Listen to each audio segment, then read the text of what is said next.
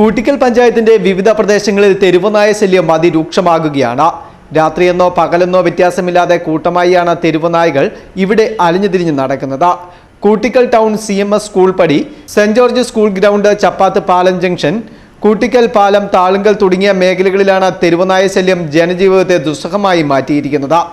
കുറച്ചുനാൾ മുമ്പ് വന്ധീകരണത്തിനായി കൊണ്ടുപോയ നായകളെ വീണ്ടും ഇതേ സ്ഥലങ്ങളിൽ തന്നെ തിരികെ എത്തിച്ചിരുന്നു. എന്നാൽ ഇവയ്ക്കൊപ്പം മറ്റ് പ്രദേശങ്ങളിൽ നിന്നുള്ള നായകൾ കൂടി എത്തിയതോടെ ഈ ഭാഗങ്ങളിൽ തെരുവുനായയുടെ എണ്ണം ക്രമാതീതമായി വർദ്ധിച്ചിരിക്കുകയാണ്. ഒറ്റതിരിഞ്ഞു നടക്കുന്ന തെരുവുനായകൾ പലപ്പോഴും കാൽനടയാത്രക്കാരെയും വാഹനയാത്രക്കാരെയും ആക്രമിക്കുവാൻ ഓടിയെത്തുന്നതും പതിവാണ്.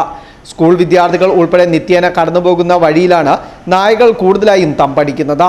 നായകളെ പിടിച്ച വിദ്യാർത്ഥികൾ ഓടുകയും വീണ് പരിക്കേൽക്കുകയും ചെയ്യുന്നത് പതിവ് സംഭവമായി മാറിയിട്ടുണ്ട്.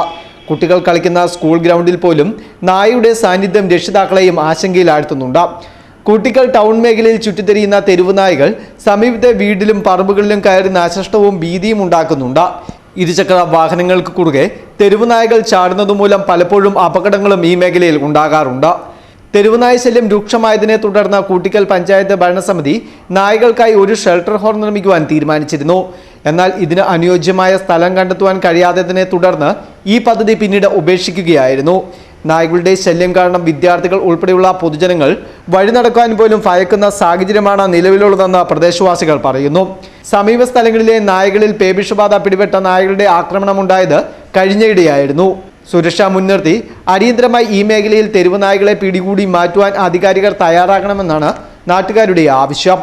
Festoon news, Mundakayam.